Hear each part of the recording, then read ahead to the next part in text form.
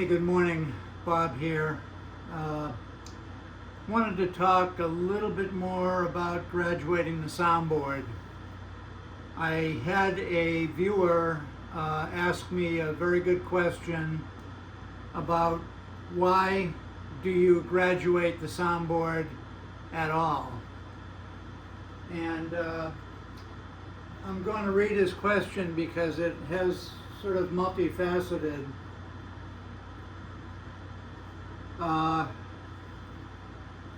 This is what he said.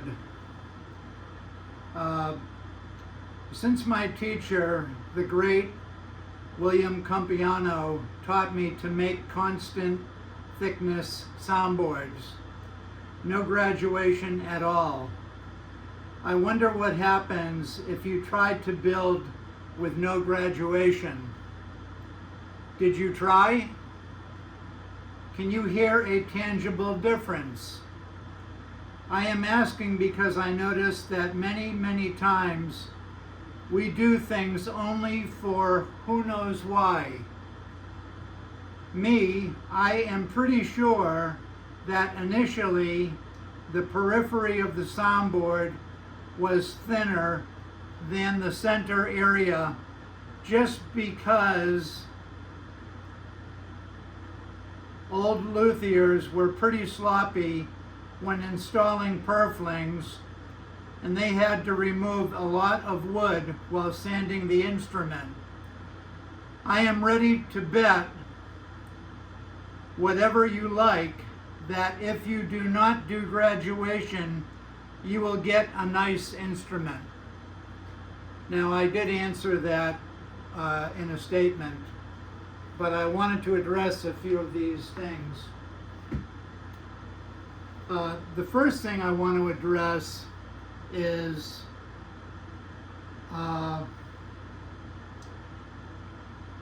I do things based on what I've learned through the years and what I've learned from the great masters and what I've learned through trial and error, okay? And I assure you, there is little to almost nothing that I do that doesn't have a reason. If I am doing something on a guitar, either I'm quite experienced in it or I am experimenting. Now, to get back to the question, let's not discuss some of the little silly things in that question, in that statement that one of my viewers made, because I think it's a very relevant question. What happens if you don't? Let's just get back to the meat of the question. What happens if you don't graduate a soundboard? Well, let's talk about soundboards. Let's talk about factory guitars, Martin, Taylor. Let's talk about Cordoba. Let's talk about some of the Japanese factories, maybe even Yamaha's lower quality guitars. There are many from the past, many companies from the past, and essentially in a factory setting, they will take a soundboard like this one right here.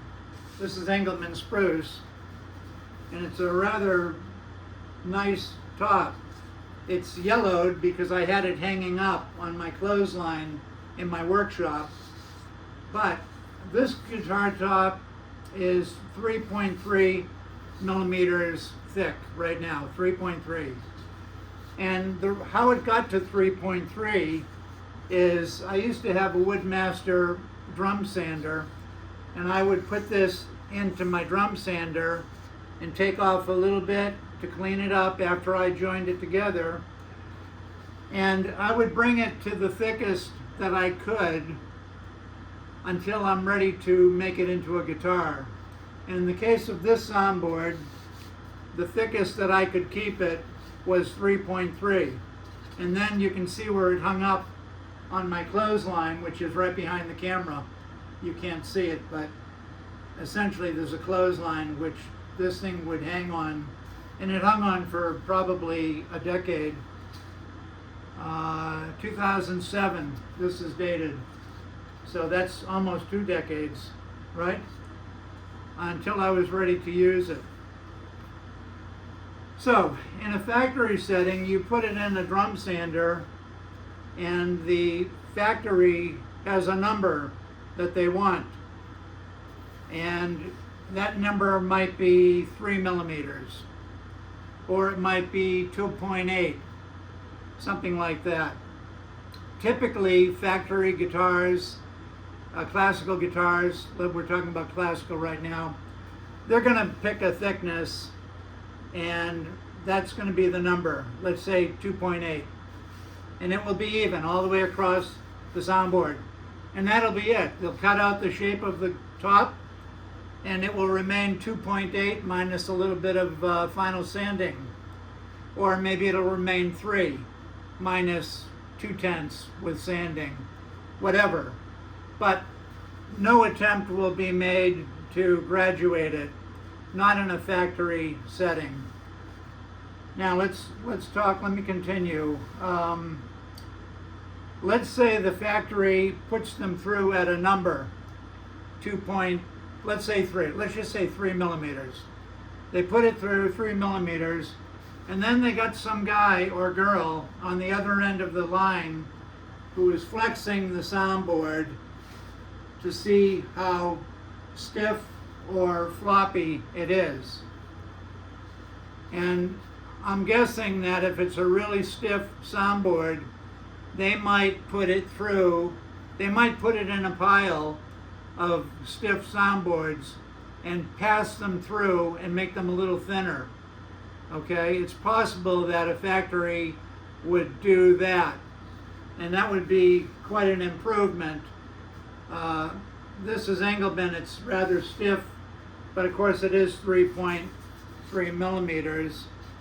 It's fairly flexible this way, very stiff this way. Anyway, so in a factory, this is what they do. They don't graduate the periphery because generally speaking, only guitar makers like me or you, people that are just making a few guitars at a time, we're the people that really try to bring out the best sound we can.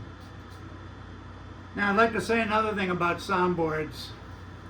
When you're dealing with a very thin soundboard, like I used to make a lot, I used to make soundboards that were 2 millimeters thick, and they would graduate down to maybe 1.7 around the edges, 1.6. Then I made a lot of soundboards that were in the 2.3 to 2.4 to 2.5 range, and the thinner they are, the less I graduate them. In the case of a Hauser type guitar, which this is, it was meant to have a thick top, and the thick top yields better treble response. Okay, so when I have a thick top guitar, I need to release it more around the periphery, if you can understand that. When it's really thick, like this one, 3.4 millimeters, that's too thick around the periphery, and I need to release it. And I think in terms of percentages. I don't pick some arbitrary number. Back when I was a professional photographer, in the darkroom, I would make a black and white or color print, and then when the print was dry, I'd look at it and I would assess whether it was too dark or too light. and I needed to have a way of measuring how much darker or lighter I needed to go. And I came up with a system where I would use percentages. So let's say my exposure for that print was 6 seconds and it was a little bit too light. Then I would look at it out when it dried, and I would try to decipher how much of a percentage it needed to go darker. So I would say 10%, let's say, would be 6.6 seconds in the enlarger, projecting the image on the paper. Or if it was 20%, it would be 7.2 seconds. But I liked to think in terms of percentages. And just the opposite, if it's a 6-second exposure and it's too dark, I would look at the print and say, I want to make that 10 or 20 or 30% lighter. So if I went with a 6-second exposure and it's too light and I wanted to make it darker, then I would lower my exposure to 5.4 seconds, which would be 10%, okay?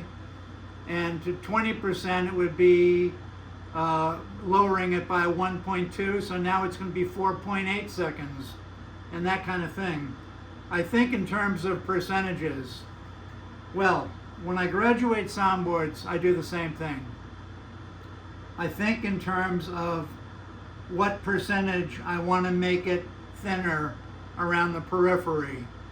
So let's say this top was 3.4, and when it was original 3.4, I already took off 10 or 12% before I glued it on.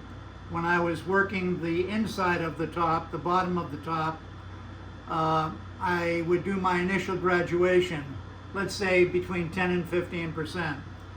So if it was 10%, a 3.4 millimeter thick top, minus 10% would be minus 0.34 of a millimeter, which would bring this down to approximately 3.1, something like that, if you will. And that would be just around the edges. So in fact, when I glued this soundboard on, it was 3.4 everywhere but the edges.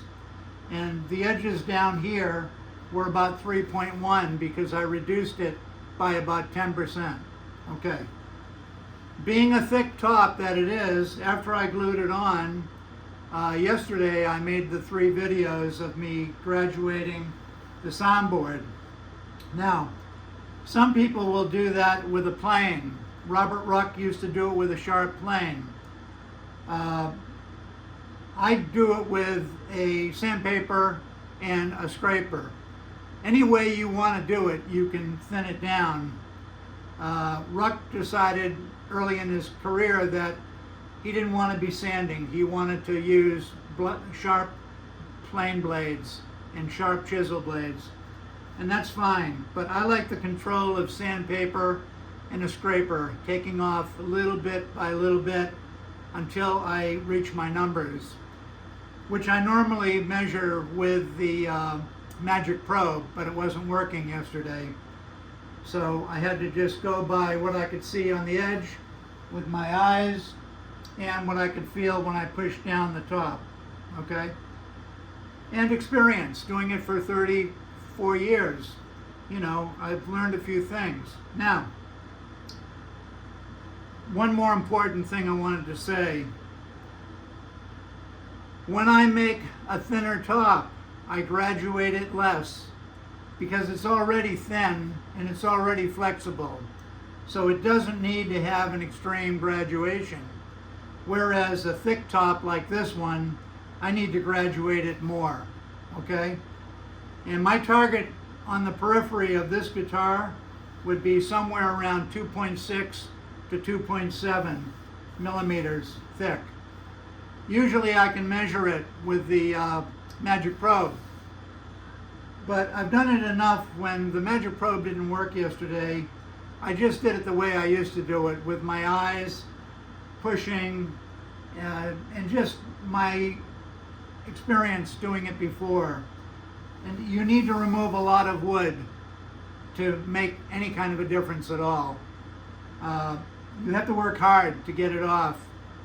With a plane blade, you can do it with a sharp plane. You could use a small plane like this one, make it sharp, do the edges, but you're always risking tear out. You're risking taking too much off. I remember Ruck used to say he had a target, and if he missed his target, in other words, if he took too much off, he would add braces inside to make up for the error he made by taking off a little too much here or there. It's a fact that graduated soundboards sound better than non-graduated soundboards, okay? Otherwise, Hauser wouldn't do it, Velasquez wouldn't do it, Ruck wouldn't do it, Ramirez wouldn't do it, on and on and on. People thin down the periphery. Some people just thin down this way in a straight line, okay? But I like to go around it, and that's how I do it. And that's how Velasquez did it, even though he never showed me. When I would go in sometimes, I would see lines on his top, and I knew exactly what those lines were for. And Ruck did a seminar one time at the Guild of American Luthiers, and he clearly went into how he graduated the periphery of the soundboard. And he built almost 1,100 guitars and is quite famous in the American guitar making scene, and also famous throughout the world. Now this is all pre-double tops, pre-Smallmans, because those are a whole different subject. We're talking about conventional tops now, okay? So, just in closing, I didn't come to the conclusion that I should graduate my tops. That wasn't some conclusion that I just came to haphazardly. If you knew me, you'd know that almost everything I do has a reason. And I don't do things haphazardly, okay? If you see me working hard sanding, that's not ambiguous. I know I have to work hard to get off the wood that I want to get off. I was going to say I'm a detailed person. And what I'm trying to do in these little videos is, before I die, rather than go to the grave and take my secrets with me, I have chosen to share them on the internet with the 50 or so people who might find it interesting, okay? If I can help one person, it's worth it. And I will stand by my technique of graduating the soundboard. I know it sounds better. When I put on the bindings and scrape them off, I'm not scraping them off haphazardly. I'm very careful when I scrape off the bindings, because I know that if I just scrape them off haphazardly and start scraping like a madman, I will be reducing the thickness of the edge uncontrollably. So I like to control the edges very carefully, and when I scrape the bindings, I don't take off a lot of wood on the top or back. I take off a tiny bit, and it's okay, because loosening up around the periphery is a good thing.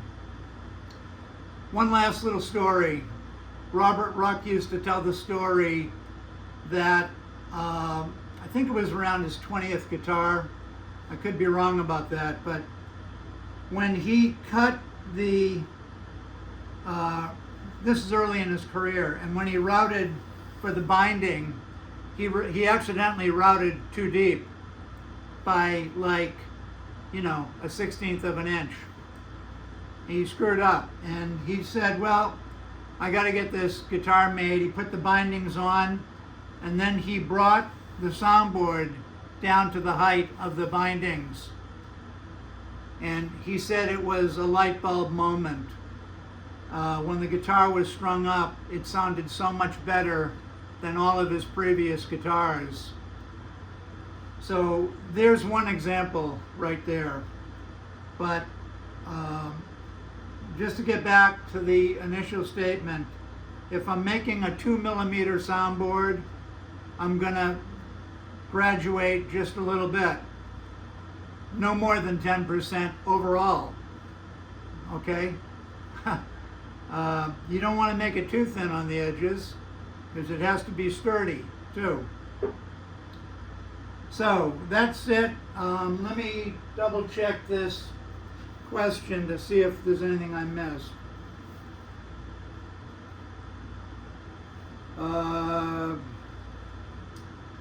Yes, I can hear a tangible difference. Yes, I have built guitars with no graduation.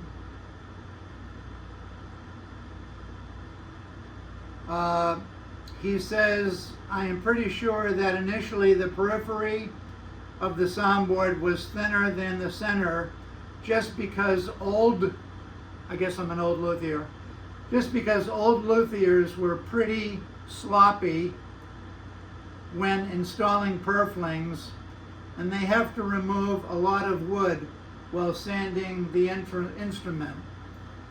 Well, I'm maybe an old luthier, but I'm not sloppy. And Velasquez wasn't sloppy. Hauser wasn't sloppy. Ruck wasn't sloppy. And I'm sure if you went through the Spanish builders, they're not sloppy.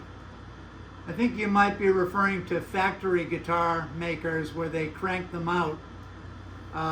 They have to reach a quota every day. And the only thing that I took offense with this comment is that I am ready to bet whatever you like. If you do not do graduation, you will still get a nice instrument. That's a bit of a threat, and I would be willing to bet anything that a graduated soundboard, especially a thicker one in the 2.5 to 3.5 area, I am willing to bet good money that a graduated soundboard will sound better than a non-graduated soundboard, especially the thicker soundboards. Not entirely true with the thinner soundboard. And yes, when you do put a soundboard on, there is a tendency to sand more around the edges. It's just maybe because the bindings and purflings are there, whatever. But the way Bob Desmond makes a guitar, it's not ambiguous. When I sand, I have a very clear image in my mind of where I'm going and where I want to go. It's not left up to rolling the dice, okay? I have a very clear image in my brain where I'm trying to go with the sound. One more thing. Had I not graduated this soundboard, it would have been a heck of a lot easier for me to get to the end of this guitar, right? I wouldn't have spent 2 hours graduating it yesterday. So why would I do something that's more work if it didn't yield a better result? Okay? So I think it's a good question. I don't like the delivery so much, but I think it's a good question. And I just will say, if you're building a thinner soundboard, graduating the periphery isn't a big deal. I would say perhaps it's not even necessary because you're already a thin soundboard. Whereas a thicker soundboard is just too stiff. around the edges. The reason I keep it thicker is one reason and only one reason: the trebles. Okay? I've learned and proven to myself that thicker soundboards produce better trebles. The problem is, when you're getting those better trebles, your basses are going to suffer a bit. And that's why I started making partial double top guitars, which at some point I will share some of that information in a video, because I have 3 guitars here that are partial double, I have 2 guitars here that are partial double tops, and they're literally identical, only one spruce and one is cedar. So this is a traditional top. It's based on a Hauser 2. Incidentally, my Hauser 2 that I owned from 1971, number 910, here it is right here. This guitar sounded fantastic. The soundboard on this guitar was 3.5 millimeters thick, and it did not graduate that much. It graduated about 10% around the edges to maybe 3.1-ish.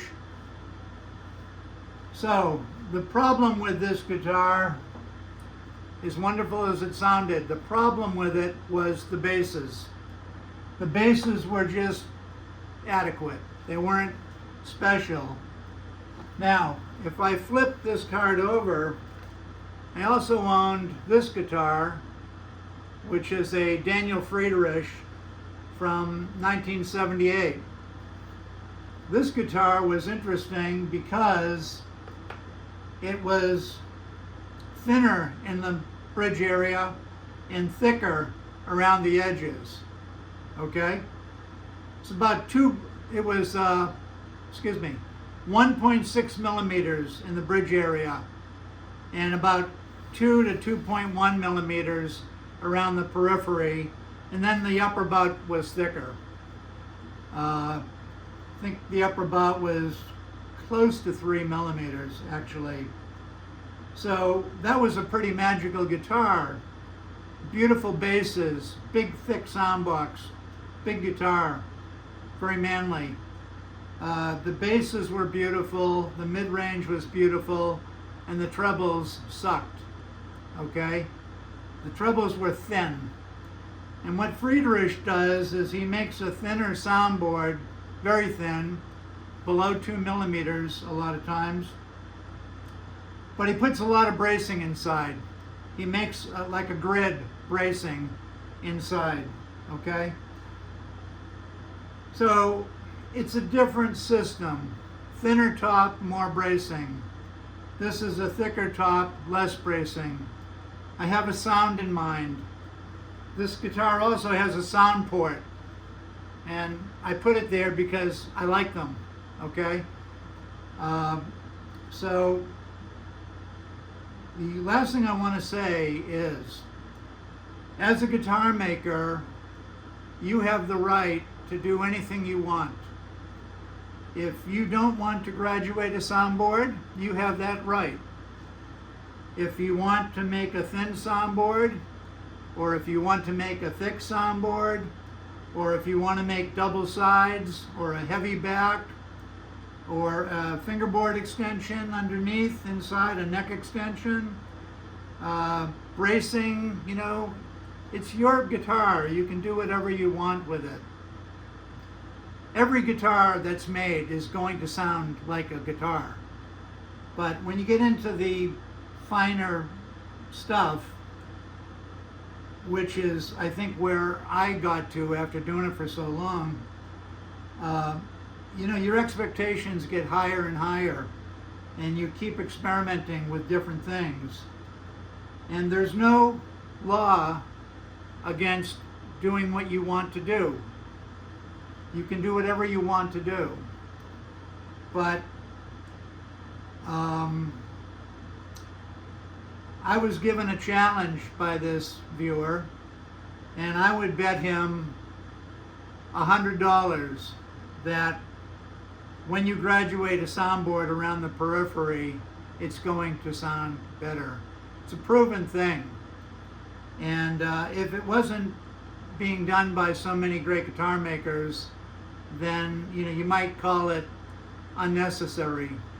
But on the contrary, it's something that guitar makers arrived at through the decades, the centuries, let's say. Guitar is a relatively young instrument. So that's my response to that. It's not, I don't mean to be terse, but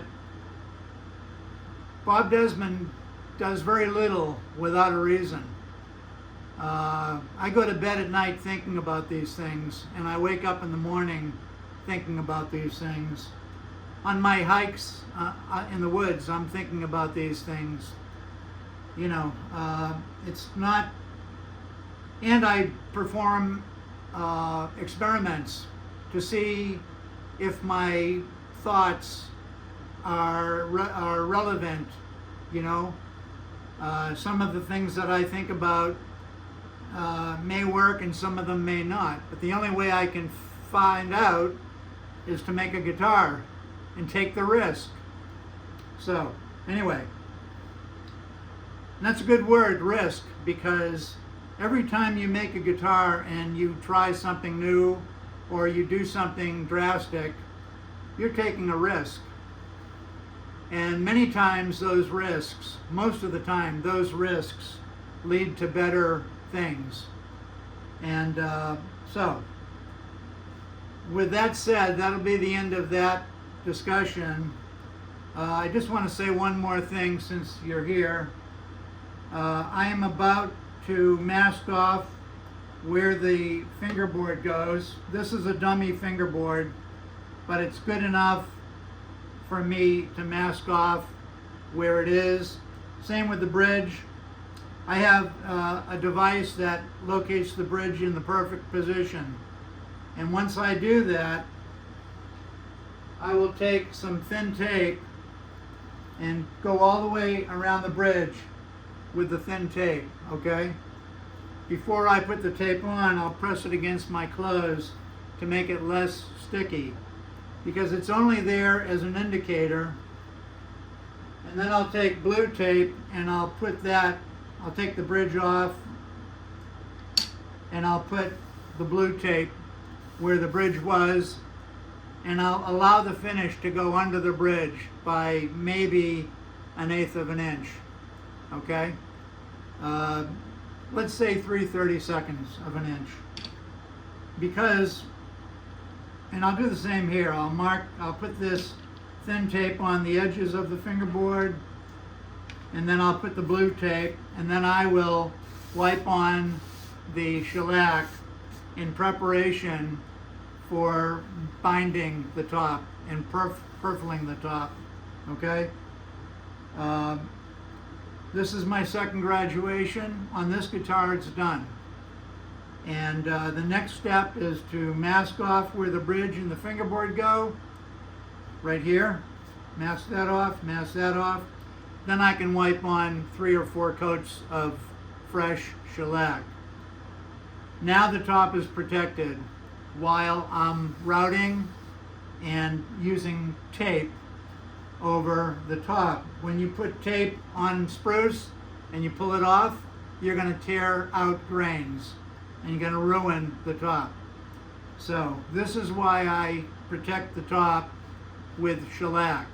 I don't worry about it with the rosewood because I use a pore filler with the rosewood. So anything that gets torn out gets filled back in with pore filler, rosewood colored pore filler, okay? I don't use epoxy. I use a oil-based pore filler, all right, which cleans up with mineral spirits. And I sand that, and I'll show you some of that later on. One last thing I want to say, and I learned from Manuel Velasquez. He was my main teacher. I spent about 17 years visiting his workshop. Most of what I learned from him was in the first couple of years. and he wouldn't show me everything, but he showed me a lot, and it was helpful. The other person I learned a lot from was Robert Ruck, and he was a premier American guitar maker, and he was very good to me. So both of those guys, as far as guitar makers, they're both way more credible than Bill Campiano, okay? Not to put Bill Campiano down. I admire him. He's a very smart guy, very well spoken. I've never met him, but I've seen him in interviews. And he wrote a couple of pretty darn good books, especially the one on classical guitar making. However, he's not a name that you'll find of concert guitar players playing a William Campiano classical guitar. I've never seen one in all my years of going to guitar events and concerts and so on. But I have seen a lot of Rucks being played, and I've seen some Velasquez guitars being played in concert. And I know that Ruck made about 1,100 guitars, classicals, and I know Manuel made over 1,000, he told me. So, that's a lot of experience right there. Not to put down Bill Campiano, because I admire him as an author and as a teacher, but as a guitar maker that has achieved a level of success and a level of notoriety, I'll take Robert Ruck and I'll take Manuel Velasquez over Bill Campiano any day. And it's not a put down, because I respect Bill Campiano, but I'm just trying to say, these other two guys are legends, okay? And that's just two. You could keep going. There's plenty of guitar makers that graduate their soundboards. I would say almost every guitar maker that I've ever met. And I'm not talking double tops, because you really can't graduate those that much at all. And I'm not really talking Smallman type, although they are graduated, they're ultra thin. But that's a whole different thing. We're talking traditional guitars here, okay? So, great question from a viewer, and I appreciate you watching, I really do. And I like the question. I don't like the implications in the question, questioning my integrity in some respect.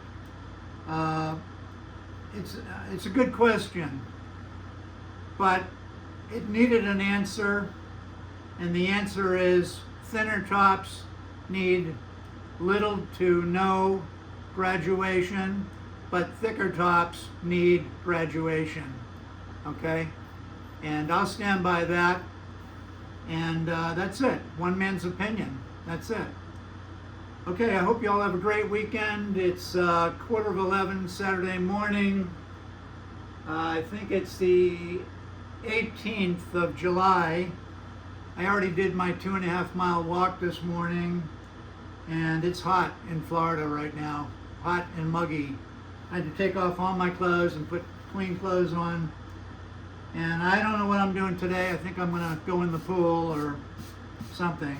It won't be guitar today, but yeah, so this is kind of a double session, answering a question and also a slight demonstration of how I will tape off the fingerboard and how I will tape off the bridge. My bridges are pre-milled. I pre-mill them, and I made enough for about 30 or 40 guitars. And when I sold all my wood, I held on to 3, 1, 2, 3, that's it. 3 Brazilian rosewood bridges. I got